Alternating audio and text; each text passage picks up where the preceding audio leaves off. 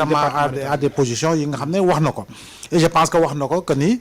bàyyi mu jàll ce serait véritablement laisser libre cours à une forme de tyrannie et parce que tamit Netanyahou ñëpp xam nañu ni na muy doxalee gis nga li nga xam ne mi ngi koy def fële ca Gaza c'est un génocide amul beneen tour en réalité il utilise et abuse des méthodes hitlériennes parce que tamit ñi nekk à ses côtés pour man c'est des fascistes et des nazis tout simplement man su may xool ces ministres d'extrême droite là mais je vois les visages de Himmler je vois les visages de Martin Bormann je vois les visages de Hermann Göring et dëgg-dëgg ñi nga xam ne ñoo nekkoon dans l'entourage de Hitler léegi nag bu fekkee ne Cour pénale internationale dafa jël décision léegi ñoom lancer un mandat d'arrêt contre kii nga xam ne moo di Benjamin Netanyahu tax États-Unis wëlbatiku di sanctionner juge yooyu mais bu ñu lancer mandat d'arrêt international contre Vladimir Poutine pourquoi il n'y a pas eu véritablement de telles réactions bu ñu lancer mandat d'arrêt international contre des présidents et principalement des pays pauvres et ñu xam ne Afrique la ñuy bàyyee ko je pense que doo gis effectivement yenn modèle wala yenn façon réaction yi donc Pape Matar je pense qu'aujourd'hui li may metti des fois su ma koy xool su ma gisee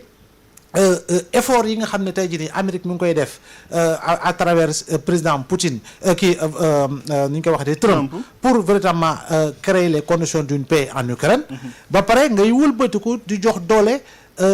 Israël pour muy gën a mën a di rey ay Gazaouis mais c'est problématique on est à la porte véritablement des 63 000 morts en 2 ans si guerre yu mës a am si adduna bi yëpp depuis la fin de la seconde guerre mondiale amul benn guerre bu am autant de victimes te bu muy doog a déclenché wu si 6 premiers mois yi conflit yu amoon si adduna bi yëpp boo leen boole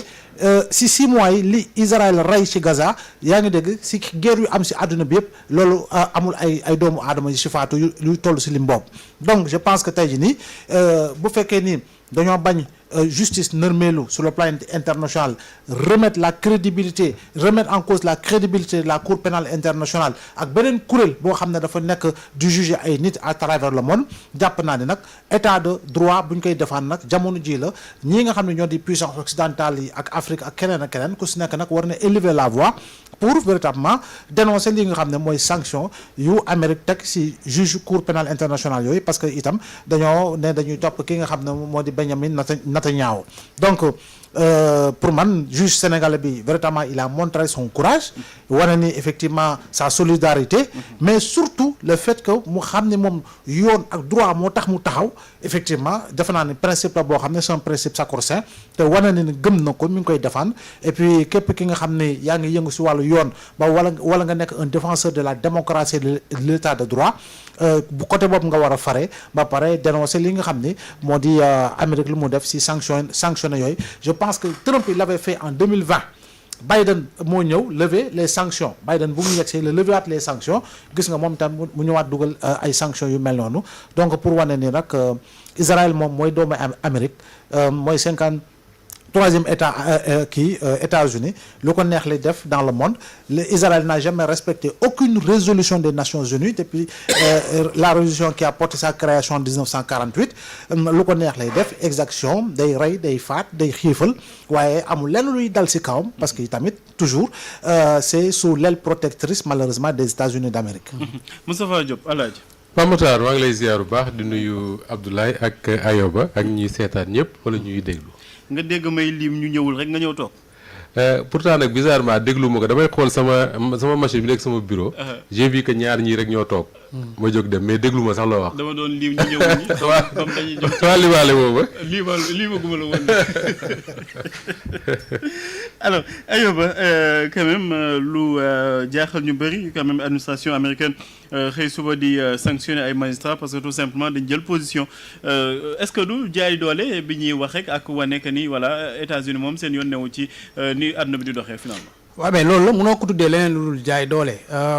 peut-être bett nañu bëri mais man bett ma parce que depuis mai 2025 xam nga ñu ngi buntu xataal le procureur Karim Khan mi nga xamante ni moo doon procureur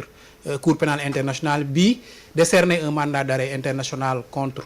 Benjamin Netanyahu ñu accusé ko ay harcèlement sexuel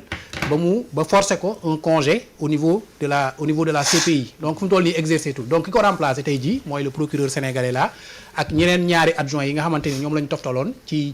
ginnaawam ñoom bi ñu ñëwee dañoo continuer enquête yi nga xamante ni tey jii moom la procureur Karim Khan doon def sur les responsables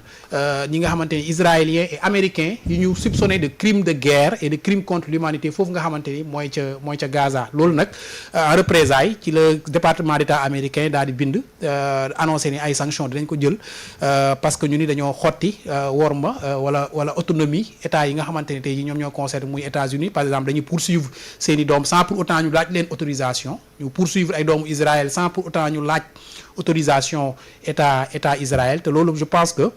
ci compétence générale u Cour pénale internationale la bokk bu ñu gisee ni yow mii mën nañ laa toppee ay actes comme de crimes de guerre crimes contre l'humanité génocide et cetera li leen yoon may ci ñoom mooy ñu def enquête topp la enquête yooyu nag la États-Unis bëgg far moo tax tey jii mu yëkkati ay sanctions teg ko ci les 4 procureurs là nga xamante ni am na ci benn français benn philippin je pense ak sénégalais bii di Mame Mandiaye Niang nga xamante ni nekkoon na fi procureur je pense général procureur général fële ci cour d'appel bu Saint-Louis nekkoon na fi aussi procureur substitut procureur général près la Cour suprême que depuis 2021 il a été élu procureur adjoint de la Cour pénale internationale pour un mandat de 9 ans donc mandat am mu toll nii 2030 lay jeex mi ngi koy exercer instant bi donc États-Unis pression bi nga xamante ni teg nañ ko ci 4 procureurs yooyu je pense que ni autorités sénégalaises yi defee tey jii maanaam def communiqué d'abord gouvernement bi def communiqué à travers le ministère des affaires étrangères daa di demander à ce que les États-Unis retirent sanctions yi premier ministre bi ñëwaat encore amplifier ko daa di dénoncer ay mesures yoo xamante ni injustifiées yoo xamante ni moom la États-Unis jël ba pare apporter son soutien personnel au procureur sénégalais bi nga xamante ni mooy Mame Mandiaye Niang et je pense que loolu mooy taxawaayu état tey jii bu fekkee doomam bi nga xamante ni da koy représenter dignement dans une instance internationale telle que la CPI ñu teg ñëw di ko buntu xataal état bi li ko war en tant que président aussi du comité de défense des droits inaliénables de la Palestine je pense que doublement la ñu waroon réagir te tey jii ils ont réagi aussi doublement ci ñaari fànn yëpp wane ni dañuy taxaw aussi bien pour défendre seen doomu réew aussi taxaw aussi pour défendre les droits de l'État palestinien. Moussa Ba noo jàngatee boobu les sanctions ak réaction bi nga xamante ne État du Sénégal amal na ko. La première chose mooy américains yi moom seen réaction warul bett kenn. Pourquoi parce que ñoom bokk nañ ci réew yoo xam ne dañoo jàpp ne ñoom justice internationale daf leen fa war a jéggi. mën nañoo def lu leen neex ci réew mu leen neex te amul benn attekat ci àdduna bi boo xam ne mën na leen cee topp doo gis doomu américain buñ ne la ña ngi koy topp CPI wala boog néew na. xaw ma ko man beneen bi mooy bokkoon na ci li ñu doon reprocher CPI saa su ne. mooy réew yi nga xam ne ñoo ñàkk doole comme réewu Afrique yi la ñuy sonal seeni chef d'État Laurent Gbagbo jaar na fa Charles Taylor jaar na fa ak ñeneen dëgg la ay chef d'État la yoo xam ne lañ doon def seen réew ñu àtte leen mooy yi dëgg parce que ak man dama gëm ne chef d'État boo mënti doon ak foo mënti nekk ci àdduna am na yoo xam ne boo ko tegee ci sa réew buñ la mënul àtte sa réew nañ la yóbbu feneen ñu àtte la fa man amu problème boobu américains yi nag dañu nekk ñoo xam ne dañu jàpp ñoom ne une exception lañ ci àdduna bi ak ni muy doxee loolu li mu lay war rek Pape Makhtar mooy américain li mu gëm mooy doole mooy def lépp am na dooleem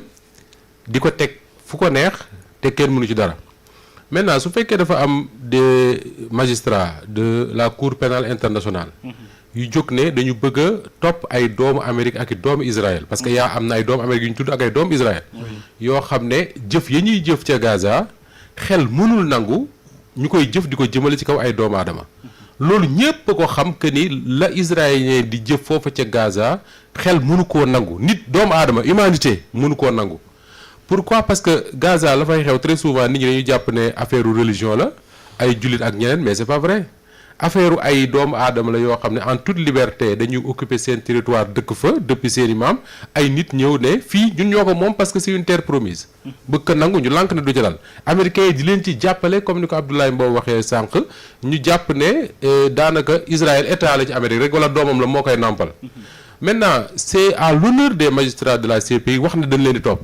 les Américains qu'ils prennent des sanctions contre ces gens-là man j'ai envie de dire c'est leur problème pourquoi parce que su fekkee ne dañuy wax ne dañuy geler seen ay avoirs aux États-Unis man yaakaaruma ne les procureurs là nekk CPI am nañ ay avoir yu am solo trop États-Unis yoo xam ne buñ ko jëlee déedéet dund. D'autres sanctions yu nar a tegu seen kaw également on verra ce que ça va donner mais man loolu du li ma tiital maintenant. li nga xam ne moo ma ci gën a intéressé man Sénégalais bi ma doon mooy la réaction des autorités sénégalaises.